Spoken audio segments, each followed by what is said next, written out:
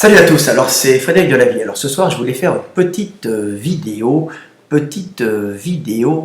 pour parler de l'importance des médias, de la façon dont les médias influencent la pensée des gens et le choix des gens, parce que nous sommes en période électorale, donc en période électorale, il est très intéressant d'étudier justement la façon dont les médias ont influencé ces élections et pourquoi les médias sont devenus quelque chose de fondamental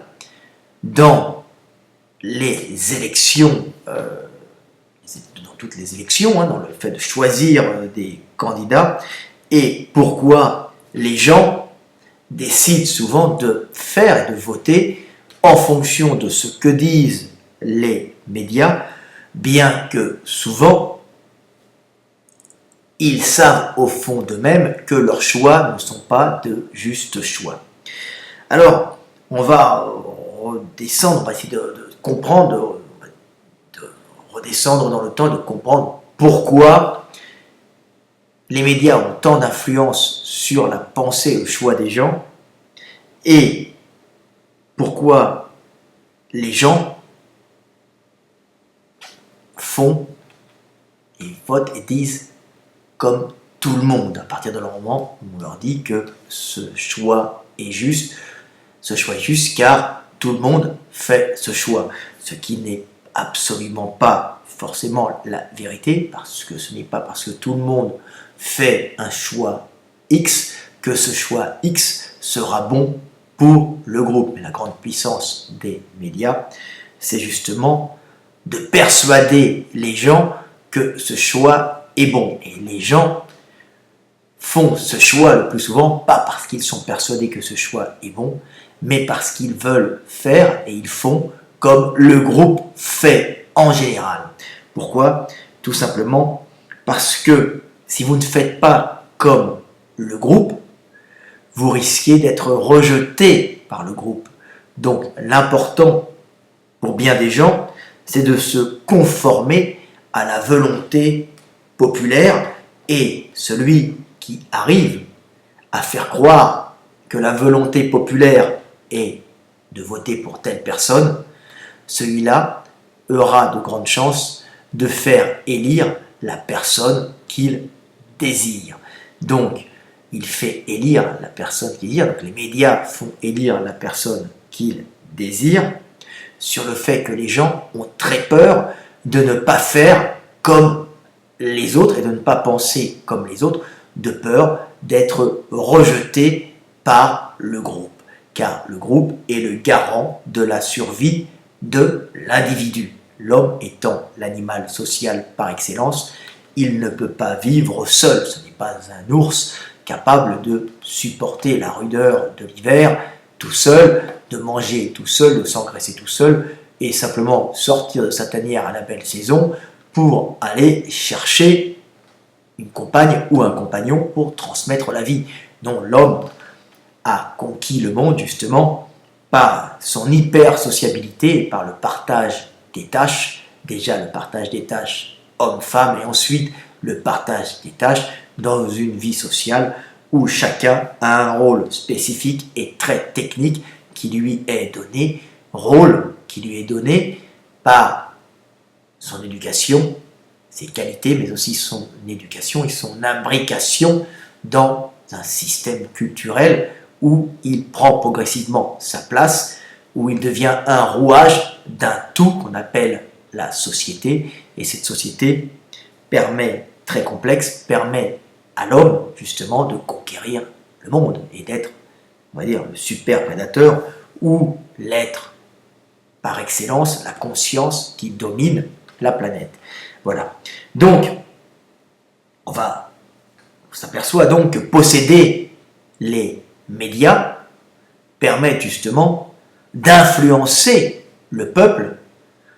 par le persuadant que ce qu'il dit, que ce que disent par exemple les politiques sont justes, mais en persuadant les gens que la majorité des individus pensent de cette façon, et donc les gens instinctivement vont même s'ils ne sont pas sûrs, vont se mettre à voter et à parler comme les autres pour ne pas être rejetés, tout simplement. Donc, j'en viens à parler d'un autre petit sujet, mais qui sont intimement liés, hein. C'est le fait de parler en public. Alors, on m'avait justement posé la question, une fois, j'en ai peut-être parlé dans une autre vidéo, c'est pourquoi, vous allez voir que tout est lié, hein, pourquoi parler en public ou exposer des idées en public, c'est très très difficile. Parce que tout simplement, exposer des idées, c'est-à-dire des idées nouvelles, c'est-à-dire des dogmes, des pensées qui changent, des dogmes qui structurent la société. Alors les dogmes sont souvent justes, mais parfois faux, hein, mais oser prendre la parole devant un groupe pour exposer des faits que l'on pense réels, expose la personne qui va prendre la parole à la désapprobation du groupe et à son exclusion. Et on en revient à l'animal social, l'homme étant l'animal social par excellence, le fait d'être rejeté par le groupe le condamne à mort ou le condamne à une déchéance et le condamne à une perte calorique et au fait de ne pas forcément pouvoir se réintégrer dans le groupe et à plus ou moins long terme de perdre en puissance et même de perdre la vie. Donc c'est pour ça que celui qui prend la parole, même pour exprimer quelque chose qu'il pense juste, celui-là a moins de chances de survivre et prend des risques, hein. Il a moins de chances de survivre que celui qui ne prend pas la parole et qui écoute et fait comme tout le monde. J'écoute ce que disent les autres et je ne prends pas la parole, car la parole est prendre la parole devant le groupe, donc exposer ce que l'on pense de différent ou de novateur, expose l'individu justement à la critique et au rejet. Comme l'homme est un animal social, le rejet est pour lui un risque ou des chances en moins de survivre et de transmettre la vie. C'est très profondément inscrit au fond de nous. C'est pour ça que prendre la parole en public est quelque chose qui est très difficile à faire, car elle expose la personne au danger d'être repoussé et d'être exclu du groupe, donc de mourir quelque part. Donc c'est pour ça que les gens ont le trac, c'est pour ça que les gens n'osent pas parler, car parler, briser l'ordre hiérarchique, hein, s'exposer, même si on pense que ce qu'on va dire est juste, risque de vous faire perdre votre puissance et de vous repousser, hein, risque de vous éjecter du groupe, hein, par sa désapprobation. Voilà, c'était tout simplement pour dire ça. Alors, il y a chez les politiques, justement, cette capacité de s'exposer, hein, pour prendre la parole, donc de prendre des risques, donc qui montre que l'individu a des capacités énergétiques. On l'a vu avec le dernier débat avec Marine Le Pen et Emmanuel Macron, qui était un débat profondément inintéressant par ce qui était dit, hein. Comme je dis, c'est de l'affrontement verbal, la joute verbale typiquement française, où on s'affronte pour écraser l'adversaire et pour montrer que l'on est un dominant, tout simplement. Mais il n'y a pas de recherche de solution. Mais même dans ce cas-là, le fait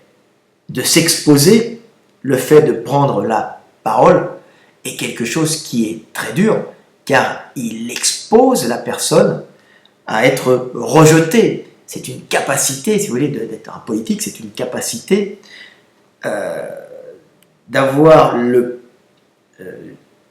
pouvoir d'accepter, hein, de risquer d'être haï et rejeté. et cette capacité énergétique, hein, cette capacité d'abnégation quand même quelque part, et cette capacité d'accepter d'être haï et rejeté par le groupe, hein, donc c'est une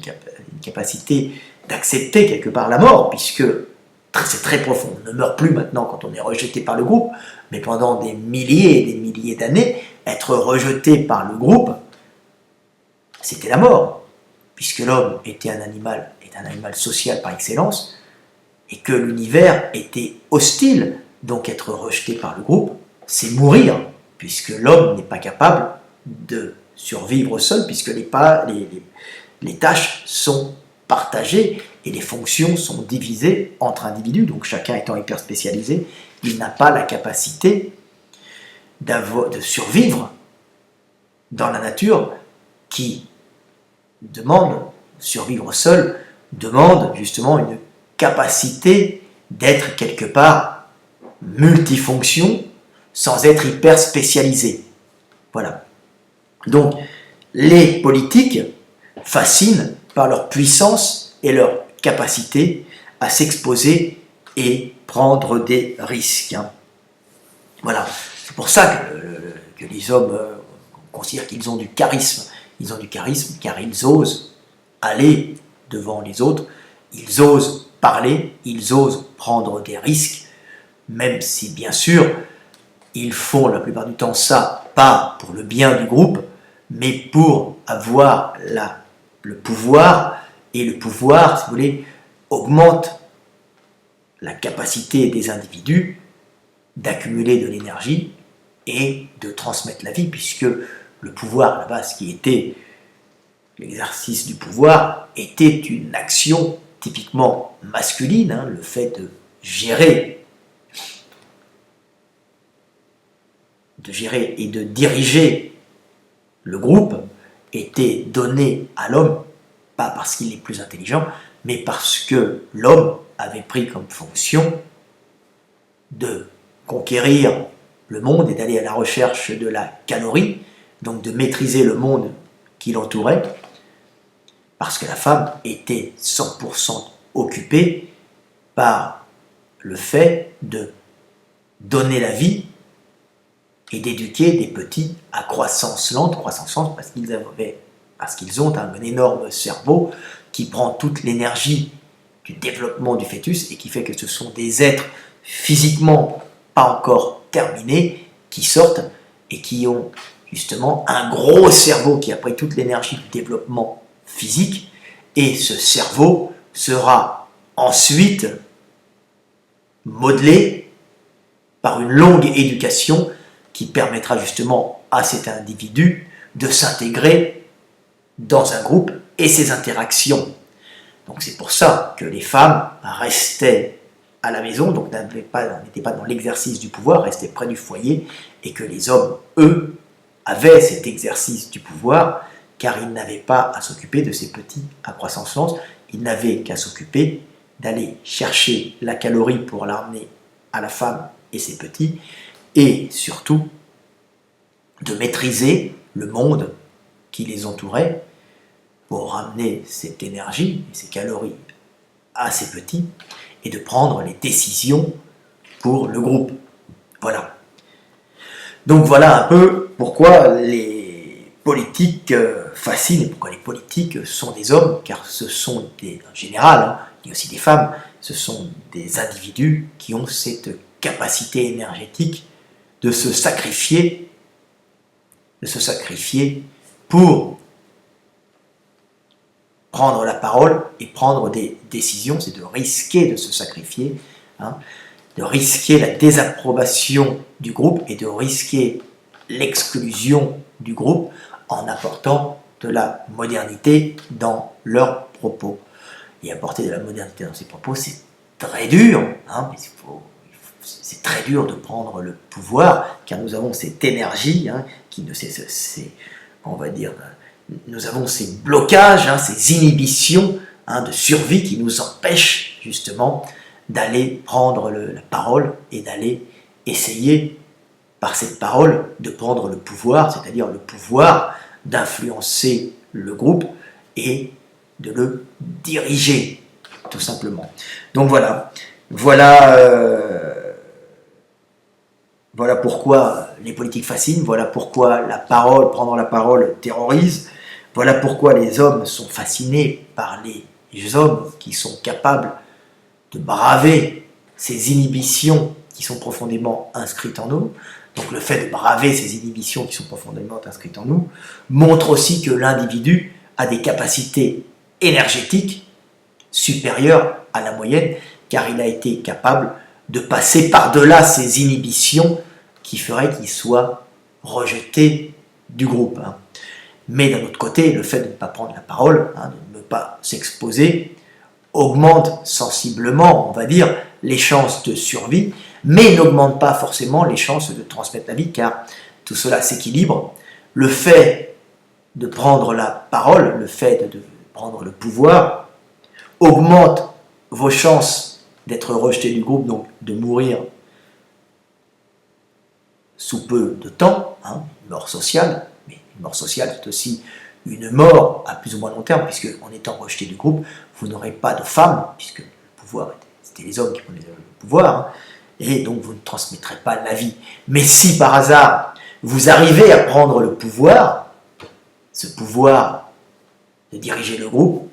vous aurez à ce moment-là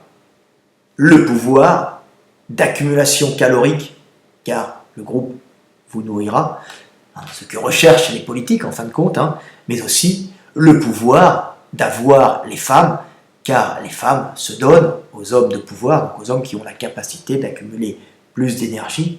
de diriger les autres par cette accumulation d'énergie. Ils reçoivent de l'énergie et ils peuvent la redistribuer, ils dirigent le groupe, mais cette capacité d'accumulation d'énergie donnée par le pouvoir leur donne la capacité de transmettre plus facilement la vie. Donc tout des questions de calcul, mais aussi de possibilités. Donc prendre le pouvoir est risqué, mais prendre le pouvoir n'est donné qu'aux individus ayant des capacités énergétiques qui leur permettent de passer par-delà les inhibitions inscrites génétiquement en nous, pas que culturellement, génétiquement en nous. C'est pour ça que les gens ont du mal à parler au public, c'est pour ça que les gens ont du mal à passer devant tout le monde, c'est pour ça, quelque part, que les stars fascinent, car elles sont capables de parler devant tout le monde, elles ont cette énergie qui les fait passer au devant de la scène, qui les fait être capables, cette énergie, cette folie des fois, qui les fait être capables de ne pas avoir peur, ou de passer par-dessus ces peurs du rejet de l'autre, car prendre la parole peut vous faire rejeter, et le rejet, c'est la mort de l'individu. Voilà, petite vidéo sur le pouvoir. Alors, c'est pour ça que les médias sont essentiels, car les médias mettent les personnes devant. Alors c'est un principe un peu différent, parce que je vous ai expliqué, les médias influencent les hommes profondément en martelant dans la tête des individus qu'il faut voter pour un tel et un tel, en donnant des raisons logiques, des fois illogiques, mais la raison qui influence le plus le groupe, c'est de dire qu'il faut voter pour un tel, car tout le monde dit qu'il faut voter pour un tel. Et c'est ce qu'on a pu voir avec ces élections, où je ne parle pas de la qualité des candidats, car ils étaient médiocres, mais dans cette guerre médiatique, dans cette guerre de communication que nous avons eue, les médias qui appartenaient au camp, les médias qui appartenaient au camp Macron, ont fait un lavage de cerveau et ont insisté sur le fait que tout le monde, que toutes les personnes connues, plus ou moins connues, les stars, on a eu le coup des stars, votaient Macron et refusaient de voter Marine Le Pen. Alors, il n'y en a pas un qui est mieux que l'autre, politiquement, il y en a simplement un qui représente les esclavagistes, et l'autre qui a un programme politique nationaliste, protectionniste, qui est sûrement pas très efficace. Donc il suffit de dire, quand on possède les médias, que tout le monde vote, que celui qui est en face est mauvais, mais ça ne suffit pas, mais que tout le monde vote, et à ce moment-là, les gens vont se rallier au groupe de peur d'être rejetés par le groupe, car le rejet du groupe est considéré d'une façon instinctive, c'est au plus profond de nous, comme notre mort sociale et notre mort physique. Voilà, c'était Fred Delavier. Donc l'importance pour les politiques, d'avoir les médias derrière eux pour dire que tout le monde vote cet individu. Et pas que cet individu dit quelque chose de bien, ça vient secondairement. Ce qui fait basculer le vote des gens, c'est la peur de ne pas faire comme tout le monde, car ne pas faire comme tout le monde et ne pas dire comme tout le monde implique que vous risquez d'être rejeté du groupe, et donc implique inconsciemment que nous allons mourir. Voilà, c'était Fred Delavier, petite vidéo de 20 minutes improvisée, parce que j'avais envie justement de parler de cette influence, justement, de cette programmation que nous avons en nous, cette programmation qui fait que nous avons peur de prendre la parole, car prendre la parole nous expose au rejet, et le fait que nous admirons les êtres, même si nous les rejetons, qui ont cette capacité énergétique à prendre la parole, à passer par-dessus leurs inhibitions génétiques, donc avoir assez d'énergie pour dépasser la programmation, et au rôle des médias qui jouent sur cette peur pour pouvoir faire élire les individus qu'ils désirent. Les médias appartenant souvent à des groupes de puissance qui poussent en avant des politiques qui feront justement des politiques fiscales ou des politiques qui les favoriseront. Voilà, tout ça pour conserver la calorie et continuer à régner. Voilà, petite vidéo de 22 minutes. À bientôt.